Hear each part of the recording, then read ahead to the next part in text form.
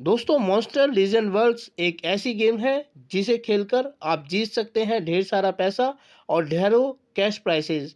इसके लिए आपको सिर्फ इस गेम को खेलना है और जितना अच्छा स्कोर आप बना सकते हैं उतना अच्छा स्कोर आपको बनाना है।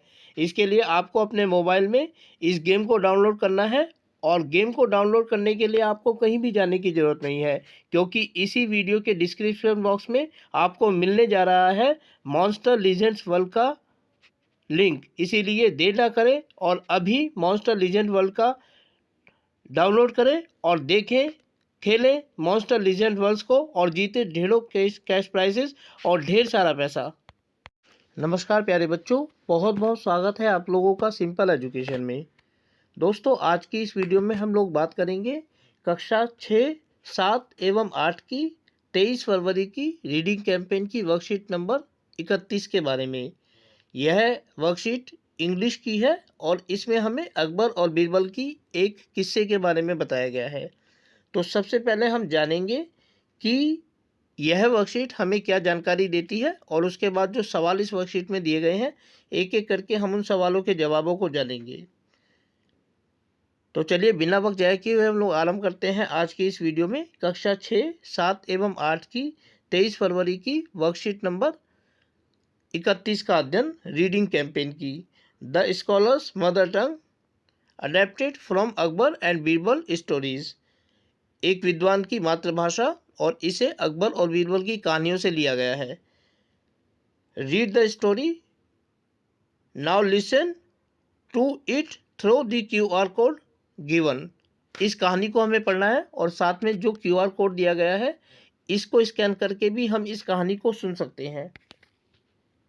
A learned scholar once visited the court of Akbar. He told the king and his courtiers that he had mastery over many languages. एक बार यह हुआ कि अकबर के दरबार में एक विद्वान आया और उसने कहा कि वो अनेक भाषाओं को की जानकारी रखता है, इतनी जानकारी कि कोई भी ये नहीं जान सकता है कि उसकी अपनी असली मातृभाषा क्या है। The scholar could speak many languages fluently. जो विद्वान था वो अनेक भाषाओं को धारा प्रवाहिकता से बोल सकता था। He was so fluent that no one could find out what his mother tongue was. वो सभी भाषाओं को इतनी सहजता से बोलता था कि कोई भी व्यक्ति यह नहीं जान पाता था कि उसकी अपनी मातृभाषा कौन सी है। He challenged everybody at the court to name his mother tongue. उसने दरबार में उपस्थित सभी दरबारियों को इस बात का चैलेंज दिया कि कोई भी उसकी मातृभाषा को नहीं जान सकता।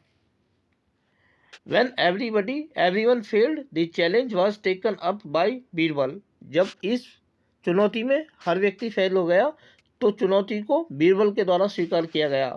That night, Birbal went quickly to the scholar's room when he was asleep. तो उस दिन जबकि बीरबल ने यह चैलेंज स्वीकार किया, अकबर उस कमरे में गया जहां उस स्कॉलर को सुलाया गया था। ही whispered into the scholar's ear and tickled it with a feather. Birbal जब उस स्कॉलर के दरबार कमरे में गया तो उसने एक पंखे से उसकी नाक और मुंह पर खुजली करना शुरू कर दिया। The scholar half awake. जो विद्वान था वो आधा जागा हुआ था। Cried out loudly and shouted out words in his mother tongue. वो आधा तो जागा ही हुआ था, इसीलिए रोने लगा और चिल्लाने लगा और अपनी मातृभाषा में गालियां देने लगा। Birbal came to the court the next day and told everyone that the scholar's mother tongue was Telugu. अगले दिन बीरबल साहब दरबार में उपस्थित हुए और उन्होंने सभी दरबारियों को बताया कि इस विद्वान की मातृभाषा जो है वो तेलुगु है। The scholar was surprised and accepted the truth. जो विद्वान था वो आश्चर्यचकित रह गया और उसने अब सच्चाई को स्वीकार किया। सच्चाई दो तरीके की हो सकती है यहाँ पर। एक तो ये कि उसकी मातृभाषा तेलुगु है और दूसरा ये कि बीरबल के बारे में जो बातें प्रचलित थी कि बीरबल बहुत विद्वान इंसान है, ये बात भी उसने स्वीकार की होगी। Then King Akbar asked Birbal, how did you find the truth? उसके बाद अकबर ने बीरबल से पूछा कि तुमने सच्चाई का पता कैसे लगाया। Birbal answered in times of the difficulty a person speaks only his mother टंग। बीरबल ने अकबर के सवाल का जवाब देते हुए बताया कि मुसीबत के समय कोई भी व्यक्ति अपनी मातृभाषा में बात करता है। He also told the king how he had gone to the scholar's room at the night to find out the truth। और उसने बीरबल ने अकबर को यह भी बताया कि किस प्रकार रात के समय बीरबल सच्चाई का पता करने के लिए विद्वान के उस कमरे में गया जहां वह सोया हुआ था। तो प्यारे बच्चों, ये वर्कशीट थी। अब इस वर्कशीट के आधार पर कुछ सवाल हमारे सामने दिए गए हैं जिनका जवाब हमें देना है। यहाँ क्योंकि स्थान की कमी है इसलिए अन्यत्र हम जानेंगे कि इन सवालों के जवाबों को हम कैसे लिख सकते हैं। पहला सवाल है, वेयर इज तेलुगु स्पोकन, अर्थात तेलुगु कहाँ बोली जाती है। It is the mother tongue of dash, यानी कि किन लोगों की ये मातृभाषा है उसके बारे में हमें बताना है। और इसके जवाब को हम इस प्रकार से लिख सकते हैं कि Telugu is spoken in Andhra Pradesh and Telangana south India, अर्थात तेलुगु भाषा जो है दक्षिण भारत के आंध्र प्रदेश और तेलंगाना में बोली जाती है। It is the mother tongue of Telugus, ये तेलुगु लोगों की मातृभाषा होती है। अगला सवाल है, what is your mother tongue, find out from your parents more about your mother टंग। आपकी मातृभाषा कौन सी है और अपने पेरेंट्स से, अभिभावकों से अपनी मातृभाषा के बारे में और भी जानकारियाँ हासिल करें। तो इसका जवाब हम इस प्रकार दे सकते हैं, हिंदी इज़ माई मदर टंग, यानी हिंदी मेरी मातृभाषा है। आपकी जो और मातृभाषा है आप उसको लिख सकते हैं, जैसे कुछ लोगों की पंजाबी होगी, कुछ की उर्दू होगी। मेरी हिंदी है तो मैंने हिंदी लिखा है।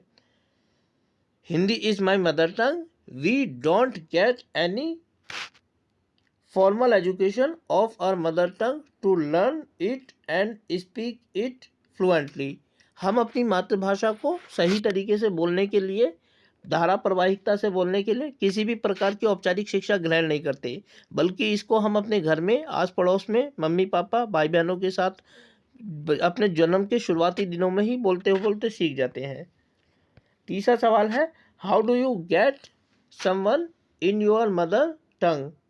Greet, how one you greet someone in your mother टंग। आप अपनी मातृभाषा में किसी व्यक्ति का अभिवादन या स्वागत किस प्रकार कर सकते हैं।